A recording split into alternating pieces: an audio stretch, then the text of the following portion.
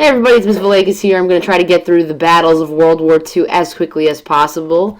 My daughter Mina / sidekick is hanging out with me too, so if you hear any crying, it's coming from her. So we see here that Hitler starts making moves, and it's mostly because he saw it was totally cool for Mussolini and Tojo Hideki to do it, and League of Nations didn't respond. So here comes Hitler doing his thing. And here's the man who wanted to stop Hitler, but he wanted to stop him non-violently without going to war. His name is Prime Minister Chamberlain, and he's like, "Hey guys, look at me! I met with Hitler at the Munich Agreement, and this piece of paper, it's basically peace in my hand, and yay for me." So that was a moment for him where he felt he was gonna, be proud of himself and all that, but what turns out is Hitler continues his aggression, and so does Tojo Hideki and Mussolini, and the League of Nations continues to fail, and the British lose their patience with Chamberlain, and that's where you see Winston Churchill winning the next election. Here's some political cartoons that show you the relationship between Joseph Stalin and Adolf Hitler. While they are two tyrannical leaders, totalitarian leaders, of two different countries, they do enjoy acquiring land, and whatever it takes to get that land, they're going to do that. So Hitler talks to Stalin and goes, "Yo, Stalin, as secretly as we can we agree that if I invade Poland, you're not going to attack me, because I'm saying to you that I'm gonna basically start a war, but I don't want to fight with you yet. I want you to be my bro." And Stalin's like, "Yo, I'll be your bro. Just give me some of Poland when you invade it." So the Nazi-Soviet non-aggression pact promised two things. One, if Stalin or Hitler enter into war, the other one had to promise that they were not going to fight the other. And secondly, it was to divide up Poland, as you can see is lying dead here, face down on the floor. The other is their beautiful honeymoon, and of course, knowing the personalities of Stalin and Hitler, the honeymoon was not going to last very long. And so Hitler begins his venture into Poland, and you could see here with these two political cartoons that it is pretty much one of the easiest fights the Germans will ever have to have. You got the Polish on horseback, and you have the Nazi German panzers coming in. Yes, panzer is a tank, for all of you who did not know that yet. Invasion of Poland, here's just some fun facts about Poland. This was Hitler's first use of his blitzkrieg methods. All you football fans out there, you know what a blitz is. It's, lightning war. It's fast, it's quick, and you proceed in that fashion based off of, you're surprising your enemy, and so your hopes of victory come from that blitz. And so within 2 weeks, the Germans win, and we see Britain and France declaring war. The funny part is that the time period from this point up until 1940, around April, it's going to be known as the phony war, because there actually will be no physical action between Britain and France and Germany. Germany just goes out to other places. So by the time 1940 does roll around, that they get to France, and that's when actual fighting starts between Britain and France. Now this is Hitler's first step towards his Lebensraum, or his creating of the living space for his Aryan race. This map is depicting the takedown of Poland from Germany and Russia. This is an aerial view of Poland during the attacks of the invasion of Poland.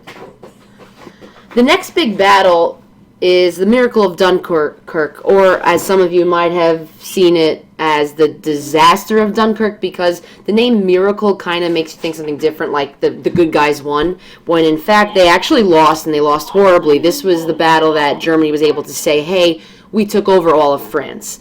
But the reason why it's a miracle is that the Allied troops that were left on the beaches, so vulnerable, were insurmountable, and basically because of civilian boats coming in and other military boats that happened to also be able to come there, they were able to rescue more than they ever thought they would have been able to rescue.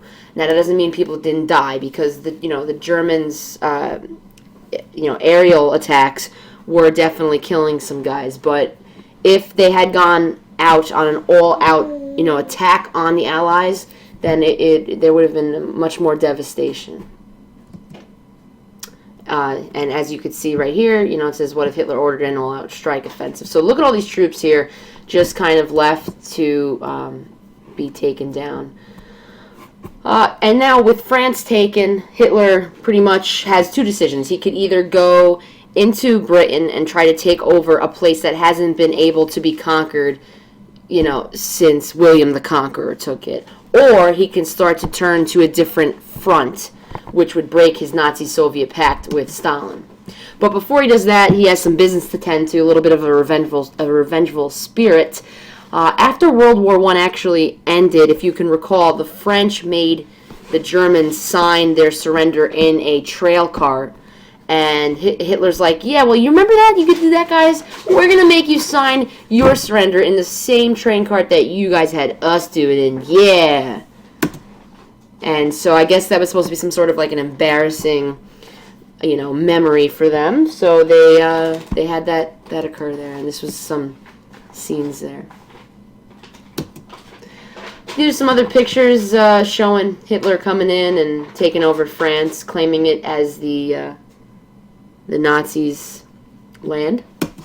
As you can see, people are not happy. Here's some weird rumor pictures. One was that, a weird rumor that was going around in Britain was that the Germans hired 30,000 chimps to help them fight, which is obviously, kind of wild for that to actually be a thing. Another was that the Russians had developed some sort of parachute that allowed them to fly to wherever they wanted. And another thing, this cute little cat here, what was going around in Britain was that they were adding cat fat to the margarine. And this is where you start to see elements of total war actually making their way into the social life of people, because these countries are going to use all of their resources that they have and put it towards the war. And that means the civilians are going to have to sacrifice certain luxuries that they're used to. Alright, so Hitler makes a decision. He decides to go after England, and he goes to attack with the Luftwaffe. And this is a pretty wild battle, because he didn't really even have to do this. He was just looking to weaken them. And in this blitz, he starts out with these airstrikes. And for 57 straight nights, these airstrikes continually go. Parliament still met, but the people of the city would go to bunker down in the subway here. Even the king and queen chose to stay amongst the people in the bomb shelters. I'm sorry, in the underground subway rather than stay in a bomb shelter. But luckily for the British, the RAF, the Royal Air Force, outnumbered the Luftwaffe, and they had great. The Royal Air Force was outnumbered, but they had these great radar detection systems, so they knew when the Germans were coming, and they were very rarely surprised. And because they were successful with that radar, the morale of the British was not destroyed, and it only grew stronger out of this. And so eventually Hitler calls it off, and Hitler will turn his attention to the Soviet Union. Some political cartoons about the United States starting to move towards war. And I believe, the United States government knew that they were going to probably eventually get into the war, but they wanted to have the people kind of agree with them and go with them. So they were just waiting for the perfect time to actually announce it. Before I move on from there, there's something called the Lend-Lease Act, which may or may not come up on the AP exam. But the Lend-Lease Act was something that was signed by FDR, which was the President of the United States at the time, where he said, you know what, if I want to lend materials to countries involved in the war, or I want to sell them materials, it's my right to do that. And apparently Mina doesn't like that. Okay, so the United States does supply materials to other locations, but the funny thing was, it's like, he only supplied them to people who were defending democracy. So obviously, that means he's not going to be supplying, Japan, Germany, Italy. Aw, Mina doesn't like this part. I'm just going to scroll through a couple next slides, because really whatever I had to say I kind of put in the text boxes here. This is a pretty cool political cartoon, because obviously, as I said before, Hitler is going to have to turn his back on the Nazi-Soviet pact. And this is to the surprise of Stalin.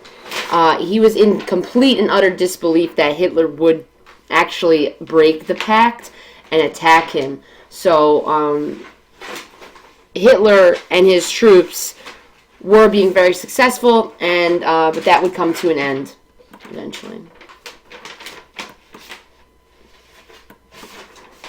One of the first ones was Operation Barbarossa, and although this is the biggest single land operation ever,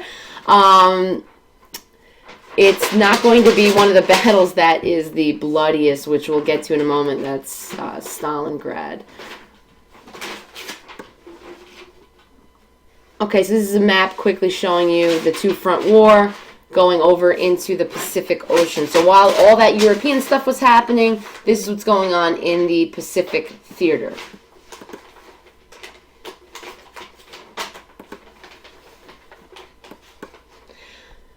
So as Japan is imperializing, it's conquering these European colonies, and the United States starts to feel threatened by this, obviously, because Japan is getting closer and closer to the U.S. colonies in Guam and the Philippines. And the Philippines, if you don't know it yet, that's going to be rich in natural resources. So the United States obviously is going to cut off the sales of iron and oil that is going to fuel the Japanese military. And Japan interprets this as interference. So Japan attacks with the famous battle, not really battle, famous Pearl Harbor, much devastation. And there are some skeptics out there who believe that this is a conspiracy, that the government knew that Pearl Harbor was going to get attacked, but they did nothing about it because they wanted someone to actually hit them before they attacked someone else. Now, after Pearl Harbor, the Japanese goes through with the plan in going into the Philippines, and this terrible incident called the Bataan Death March occurs. So the Bataan Death March was supposed to be, as it says, a march like about 70 miles, and it was the Japanese taking POWs from the Battle of Bataan, 70 miles away. So it was the Japanese versus the Americans and the Filipinos. So it was supposed to only take 3 days, but instead it lasted 1 week. And the Japanese denied these people food, water, and they became malnourished and sick. And along the way, of course, General Hama, who was leading this march, would execute people randomly, would leave people behind for death, would kill people who weren't walking fast enough. And out of the 70, I'm going to say 70,000 that marched. That sounds like a large number. I got to check that. But, about a quarter of them died. So, this was something that after the war was over, General Hama, who led this march, would actually be tried for war crimes, and he would be executed after the war.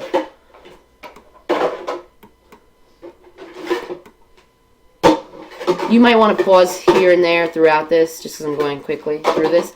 The Atlantic Charter is cut off a little bit, but it's not necessary to see every word for word in there. What this is saying is FDR and Churchill met in private as the war was going on to figure out what are we going to do after the war. So basically deciding how they're going to end the Nazis and their power, and then what are we going to do with the world after we win this war? Are we going to allow colonies and other countries to liberate themselves and determine their own government, aka self-determination from World War I that was actually never fulfilled and carried out? So can we try again with this time? Here's a synopsis of a timeline of some of the major events of World War II. If you want to copy it down, go for it, but this is a lot to kind of keep in your head. It's just important to notice the